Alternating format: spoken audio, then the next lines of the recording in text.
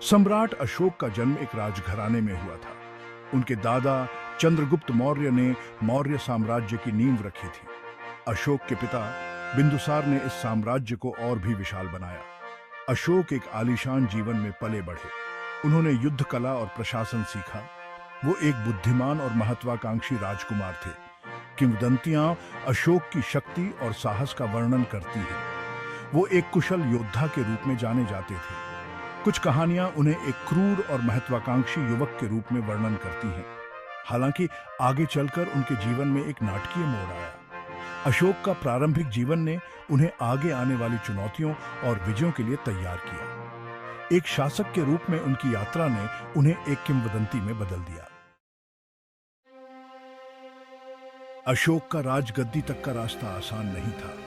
कई और दावेदार थे। शाही परिवार के भीतर शक्ति संघर्ष और झगड़े आम थे। अशोक को अपनी योग्यता साबित करनी थी। उन्होंने युद्ध लड़े और अपनी सैन्य कौशल का प्रदर्शन किया। कड़े संघर्ष के बाद वो विजयी हुए। अंततः अशोक मौर्य साम्राज्य के सम्राट बने। उन्हें एक विशाल और शक्तिशाली राज्य विरासत में मिला। उनकी महत्वाकांक्षा साम्राज्य का और विस्तार करना थी। उन्होंने नए क्षेत्रों को जीतने के लिए सैन्य अभियान शुरू किए। अशोक के शासनकाल के शुरुआती वर्ष विजय और विस्तार से चिह्नित थे। उन्हें क्या पता था, एक गहरा बदलाव उनका इंतजार कर रहा था। कलिंग युद्ध अशोक के जीवन का एक महत्वपूर्ण मोड़ था। कलिंग भारत के पूर्वी तट पर एक स्वतंत्र राज्य था।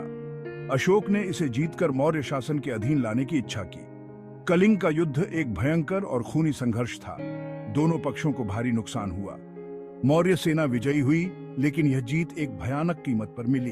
अशोक ने युद्ध की भयावहता को अपनी आंखों से देखा। युद्ध के मैदान को देखकर उनके मन में रिमोर्स और दुख भर गया। अपार पीड़ा और विनाश ने उनके विवेक को झकझोर कर रख दिया। कलिंग युद्ध ने अशोक को बहुत प्रभावित किया। इसने युद्ध और विजय के प्रति उनका दृष्टिकोण बदल दिया। उन्होंने हिंसा की निरर्थकता और इससे होने वाले कष्ट को महसूस किया।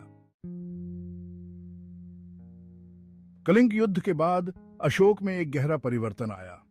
उन्होंने हिंसा का त्याग कर दिया और बौद्ध धर्म अपना लिया। बुद्ध की शिक्षाओं ने उन्हें बहुत प्रभावित किया। उन्होंने शांति, करुणा और अहिंसा के सिद्धांतों में सांत्वना और मार्गदर्शन पाया। अशोक का बौद्ध धर्म अपनाना उनके जीवन का एक महत्वपूर्ण मोड़ था। उन्होंने खुद को शांति और सद्भाव को बढ़ावा देने के लिए समर्पित कर दिया। उन्होंने विजय और विस्तार के मार्ग को त्याग दिया। इसके बजाय उन्होंने धार्मिकता और करुणा से शासन करना चुना। एक क्रूर विजेता से एक उदार शासक के रूप में अशोक का परिवर्तन उल्लेखनीय है। यह आने वाली पीढ़ियों के लिए प्रेरणा का काम करता है। भाग 5, धम्म नीति, एक न्यायपूर्ण समाज के लिए सिद्धांत। अशोक का परिवर्तन केवल व्यक्तिगत नहीं था, यह उनके शासन तक विस्तारित था। उनके जीवन में आए इस बदलाव ने उनके शासन की नीतियों को भी प्रभावित किया। उन्होंने धम्म नीति नामक एक नई नीति लागू की। यह नीति उनके शासन के हर पहलू में परिलक्षित होती थी। इस संदर्भ में धम्म का अर्थ है धार्मिक आचरण और नैतिक सिद्धांत। यह नीति केवल धार्मिक नहीं थी, बल्कि इसमें नैतिकता और सामाजिक न्याय का भी समावेश था। अशोक की धम्म नीति का उद्देश्य एक न्यायपूर्ण और दयालु समाज बनाना था। उन्होंने अपने राज्य में करुणा और सहानुभूति को बढ़ावा दिया।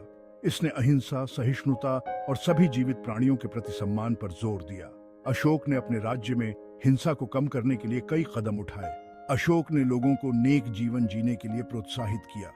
उन्होंने शिक्षा और नैतिकता को बढ़ावा देने के लिए कई संस्थान स्थापित किए। उन्होंने जानवरों के प्रति दया और बड़ों के प्रति सम्मान को बढ़ावा दिया। उनके शासन में जानवरों की देखभाल और वृद्धों की सेवा को विशेष महत्व दिया गया। उन्होंने समाज कल्याण और अपनी प्रजा के कल्याण की वकालत की। अशोक ने अपने राज्य में कई सार्वजनिक कल्याण योजनाएं शुरू की। उनकी धम्म नीति ने भौतिक धन से अधिक नैतिक मूल्यों के महत्व पर जोर दिया। उन्होंने अपने राज्य में नैतिकता और ईमानदारी को सर्वोपरि रखा। शासन के प्रति इस अनोखे दृष्टिकोण ने अशोक को इतिहास में एक उल्लेखनीय शासक बना दिया। उनकी धम्म नीति ने उन्हें एक महान और यादगार शासक के रूप में स्थापित किया। भाग 6, एक न्यायप्रिय शासक, अशोक के सुधार। अशोक मौर्य साम्राज्य के महान सम्राट, ने अपने शासनकाल में कई महत्वपूर्ण सुधार किए जो आज भी याद किए जाते हैं। अशोक ने अपनी धम्म नीति को दर्शाने के लिए महत्वपूर्ण सुधार लागू किए। उन्होंने अपने आदेशों को पत्थरों और स्तंभों पर खुदवाया ताकि उनकी नीतियां सभी तक पहुंच सकें। उन्होंने अनावश्यक पशु बलि पर रोक लगा दी और शाकाहार को बढ़ावा दिया।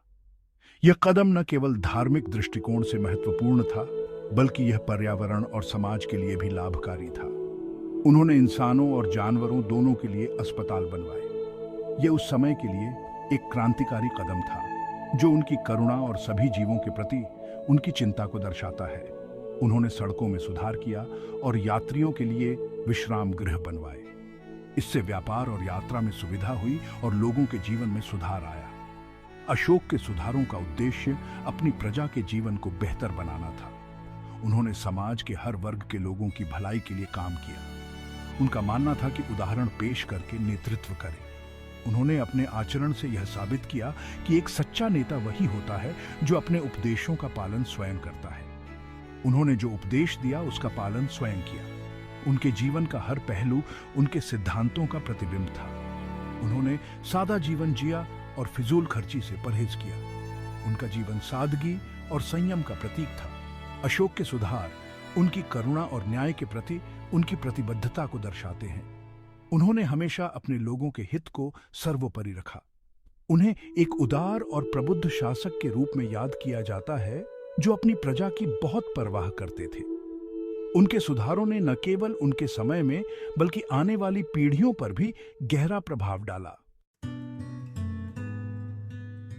भाग 7, सहिष्णुता और समझ, अशोक की शांति की विरासत। अशोक, जो मौर्य साम्राज्य के महान सम्राट थे, ने अपने शासनकाल में शांति और सहिष्णुता के सिद्धांतों को अपनाया।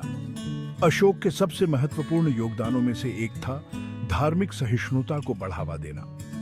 उन्होंने यह सुनिश्चित किया कि उनके साम्राज्य में सभी धर्मों को समान सम्मान मिले। उनका मानना था कि सभी धर्मों और आस्थाओं का सम्मान करना चाहिए।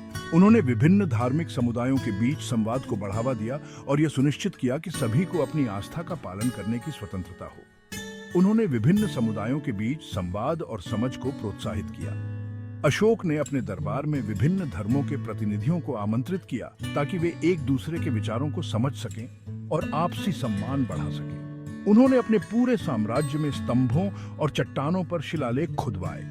इन शिलालेखों में धार्मिक सद्भाव और आपसी सम्मान पर जोर दिया गया था। इन शिलालेखों में धार्मिक सद्भाव और आपसी सम्मान पर जोर दिया गया था। अशोक के ये शिलालेख उनके शासनकाल के दौरान और उसके बाद भी लोगों के लिए प्रेरणा का स्रोत बने रहे। अशोक की शांति और सहिष्णुता की विरासत आज भी लोगों को प्रेरित करती है।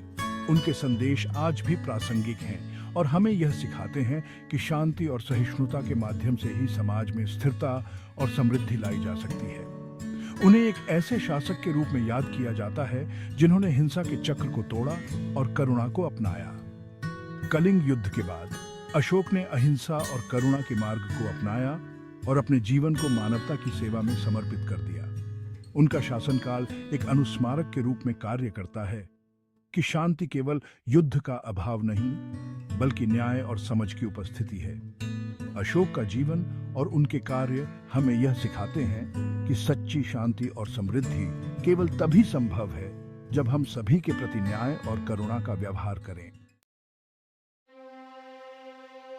भाग 8, अशोक की विरासत, स्मारक और शिलालेख। अशोक अपने पीछे स्मारकों और शिलालेखों की एक समृद्ध और अद्वितीय विरासत छोड़ गए। उन्होंने अपने पूरे विशाल साम्राज्य में स्तंभ और शिल्प बनवाए। ये संरचनाएं उनकी शिक्षाओं और न्यायपूर्ण समाज के लिए उनके दृष्टिकोण की याद दिलाती हैं, जो आज भी प्रासंगिक है। स्तंभों पर उनके शिलालेख खुदे हुए थे, जो उनके संदेश को दूर दूर तक फैलाते थे और लोगों को प्रेरित करते थे। स्तूपों में बुद्ध के अवशेष रखे गए थे और ये महत्वपूर्ण तीर्थ स्थल थे जो श्रद्धालुओं को आकर्षित करते थे। ये स्मारक और शिलालेख अशोक के शासनकाल और उनके दर्शन में बहुमूल्य अंतर्दृष्टि प्रदान करते हैं। वे आज भी ऊंचे खड़े हैं, उनकी स्थायी विरासत के प्रमाण हैं जो समय की कसौटी पर खरे उतरे हैं। भाग 9, एक साम्राज्य का पतन, मौर्यों का पतन। अशोक के बुद्धिमान और उदार शासन के बावजूद उनकी मृत्यु के बाद मौर्य साम्राज्य का पतन हो गया। आंतरिक कलह और कमजोर उत्तराधिकारियों ने साम्राज्य को कमजोर कर दिया।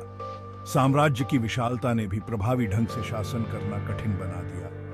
बाहरी आक्रमणों और क्षेत्रीय विद्रोहों ने पतन में और योगदान दिया। मौर्य साम्राज्य अंततः छोटे राज्यों में विभाजित हो गया। हालांकि अशोक की विरासत ने सदियों तक शासकों और विचारकों को प्रेरित करना जारी रखा। शांति, न्याय और सहिष्णुता के उनके आदर्श समय और साम्राज्य की सीमाओं को पार कर गए। भाग 10। एक शाश्वत संदेश, अशोक का स्थायी प्रभाव। सम्राट अशोक का जीवन और शासनकाल सभी समय के लिए बहुमूल्य सबक प्रदान करता है। वह हमें करुणा, अहिंसा और धार्मिक आचरण के महत्व की शिक्षा देते हैं। एक क्रूर विजेता से एक उदार शासक के रूप में उनका परिवर्तन शांति की परिवर्तनकारी शक्ति को उजागर करता है। अशोक की कहानी हमें न्यायपूर्ण और दयालु समाज के लिए प्रयास करने के लिए प्रेरित करती है। उनके शिलालेख और स्मारक हमें हमारी साझा मानवता और सहिष्णुता और समझ के महत्व की याद दिलाते हैं। अशोक की विरासत दुनिया भर के व्यक्तियों और नेताओं को प्रेरित करती रहती है। वह शांति के प्रतीक और धार्मिक नेतृत्व के प्रतीक बने हुए हैं।